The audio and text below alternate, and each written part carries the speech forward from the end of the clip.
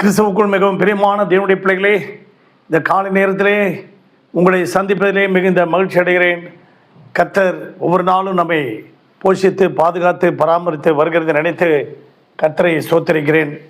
இந்த நாளிலும் தியானத்துக்கு எடுத்துக்கொண்ட வேதவசனம் ரோமருக்கு எழுதின நிருபம் 5ஆம் அதிகாரம் 8வது வசனம். நாம் பாவிகளாய் இருக்கிறையிலே கிறிஸ்து நமக்காக மரித்ததினாலே தேவன் நம்மேல் வைத்த தமது அன்பை விளங்க பண்ணினார். தேவன் நம்மேல் வைத்த அன்பை எதன் மூலமாக விளங்க பண்ணினார்?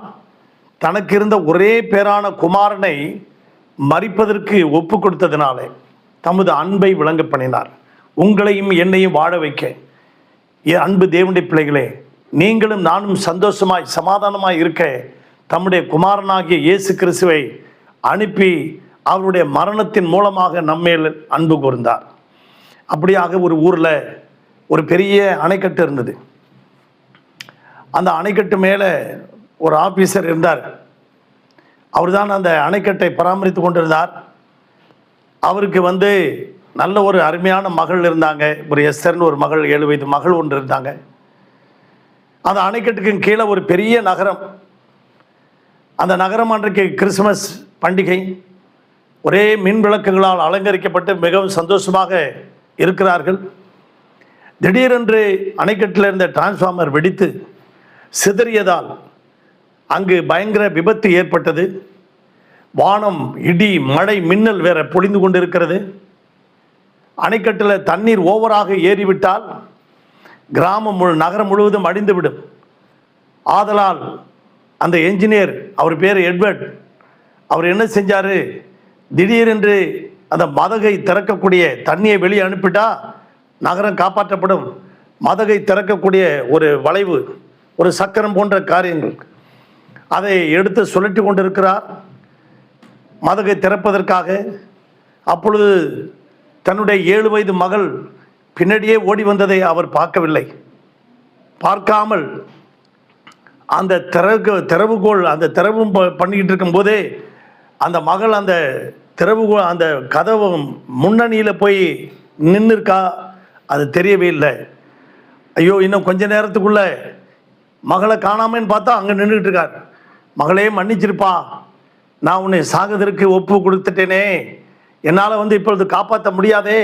நான் சக்கரத்தை விட்டுட்டு வந்தா நகரத்துள்ள மக்களை காப்பாற்ற முடியாது, நான் உன்னை காப்பாற்றிட்டேனா அவங்கள காப்பாற்ற முடியாது அப்படின்னு சொல்லிக்கிட்டே இருக்கும்போதே திடீரென்று மதகை திறந்தது. அந்த மகள் தண்ணீரில் அடித்து கொண்டு போய்விட்டார்.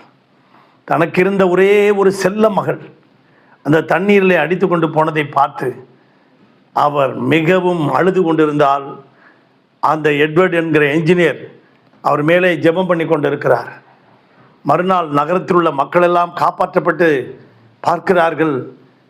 அந்த என்ஜினியர் மிகவும் சோகத்தோடு அங்கே ஜெபம் பண்ணி கொண்டு இருக்கிறார். தனக்கு இருந்த ஒரே மகளை சாகு கொடுத்து அந்த நகரத்தை காப்பாற்றினார். ஆம் பிரியமான தேவனுடைய பிள்ளைகளே, யோவான் 3ஆம் அதிகாரம் 16வது வசனத்தில் தம்முடைய ஒரே பேரான குமாரனை விசுவாசிக்கிறவன் எவனோ அவன் கெட்டு போகாமல், இந்த உலகத்திலே ஒருவரும் கெட்டு போகாதபடிக்கு இருக்கிறதுக்கு அவர் தம்முடைய குமாரனை அனுப்பி இவ்வளவாய் அன்பு கூர்ந்தார். அன்பு தேவனுடைய பிள்ளைகளே, அப்படியாக எஸ்தர் என்கின்ற ஒரு மகள், அப்படியே அந்த யூதன் என்கிற யூத குலத்தை அழிப்பதற்காக ஆமான் என்கிற சதி திட்டத்தினாலே யூத குலம் அழிய போகிறது. ஆனால் நான் செத்தாலும் சாகிறேன், மரணத்துக்கு துணிந்து போய் எப்படியாவது மக்களை காப்பாற்ற வேண்டும் என்று மரணத்தின் விளிம்பிலே போய் நிற்கிறாள். அங்கே முர்தகாயிடம் சொல்லுகிறார், நீங்களும் போய் ஜெபம் பண்ணுங்க, நானும் ஜெபம் பண்ணுகிறேன், மக்களை எப்படியாவது காப்பாற்ற வேண்டும். நான் ராஜா கிட்ட போகிறேன், செத்தாலும் பரவாயில்ல, எப்படியாவது மக்கள் காப்பாற்றப்பட வேண்டும். ஆம் பிரியமான தேவனுடைய பிள்ளைகளே, அவருடைய இரத்தத்தால் கழுவப்பட்ட மீட்கப்பட்ட நீங்களும் நானும் நம்முடைய நகரத்தில், நம்முடைய தெருவில், நம்முடைய ஏரியாவில், நம்முடைய ஊரில் இருக்கிற மக்கள் அந்த நரகத்துக்கு போகாதபடிக்கு, அந்த பாதாளத்துக்கு போகாதபடிக்கு, அந்த பாதாளத்தில் போய் அவர்கள் வேதனைப்படாதபடிக்கு நீங்களும் நானும் அவர்களை மீட்டெடுத்து இயேசு கிறிஸ்து அவர் நமக்காக ஆயத்தம் பண்ணின அந்த பரலோக ராஜ்யத்துக்கு அந்த மக்களை வழி நடத்துவீர்களா? உங்களுக்காக ஜெபிக்கட்டுமா? பரலோக பிதாவை, இந்த சத்தத்தை கேட்டுக்கொண்டிருக்க ஒவ்வொரு பிள்ளைகளையும் ஆசீர்வதிங்கப்பா.